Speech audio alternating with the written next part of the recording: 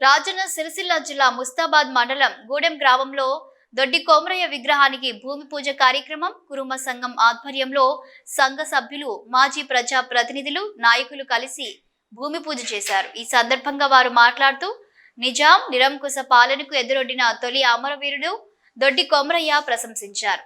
వెట్టి చాకిరి దోపిడీలకు వ్యతిరేకంగా ధైర్యంగా పోరాడి అమరుడైన దొడ్డి కోమరయ్య సాహసాన్ని స్ఫూర్తిగా తీసుకోవాలని ఆయన విగ్రహాన్ని స్థాపించడం ఎంతో గర్వకారణమని అన్నారు।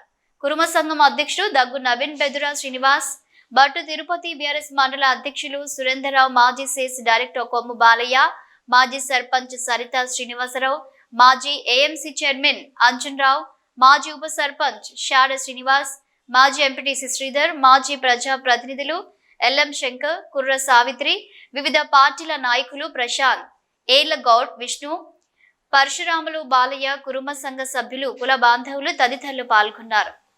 వారి యొక్క దైవమైన విగ్రహాన్ని వాళ్ళు ఈరోజు భూమి పూజ అన్ని పార్టీలను పిలిచి ఇవాళ సంఘ సభ్యులందరూ వాళ్ళ సంఘంలో నిర్ణయం తీసుకొని మండలంలో రెండో విగ్రహానికి ఇది గూడెం గ్రామం నాంది పలకడం జరిగింది।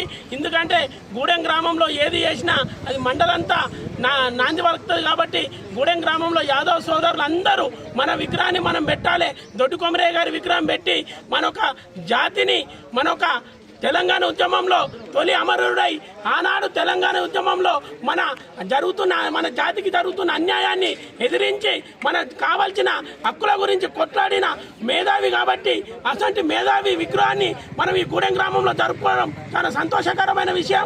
ఎందుకంటే రాబోయే రోజులలో ఈ భూమి పూజ కార్యక్రమం ఇవాళ చేసి అతి త్వరలోనే దీని సంఘ సభ్యులందరి సహకారంతో గ్రామస్తులు, సర్పంచ్ మరియు పాలకవర్గం టోటల్ వాళ్ళు ఎంబడే ఉండి అన్ని పార్టీలకు అతీతంగా అతి తొందరలో విగ్రహావిష్కరణ కార్యక్రమం సుతా ఉంటుంది కాబట్టి వారి పూర్తి విషయంలో సహాయ సహకారం అందించడానికి గ్రామ ప్రజలు మేము సిద్ధంగా ఉన్నాం। కాబట్టి ఇలాంటి కార్యక్రమాలు ముందు ఎన్నో కార్యక్రమాలకు వాళ్ళు ఇది నాంది పలికిన వాళ్ళు అవుతారు। మండలంలో కానీ జిల్లాల్లో కానీ రాష్ట్రంలో కానీ వీళ్ళని చూసి ముందు ఇంకా మిగతా యాదవ సోదరులు సుతా ముందుకొచ్చి అన్ని గ్రామాలలో నిలకొల్పాలని చెప్పి కోరుకుంటూ ఈ అవకాశం ఇచ్చిన యాదవ సంఘ సోదరులందరికీ, గ్రామ ప్రజలకు, పార్టీలకు అతీతంగా వచ్చిన పెద్ద మనుషులందరికీ నమస్కారం తెలియజేస్తూ జై యాదవ్, జై జై యాదవ్।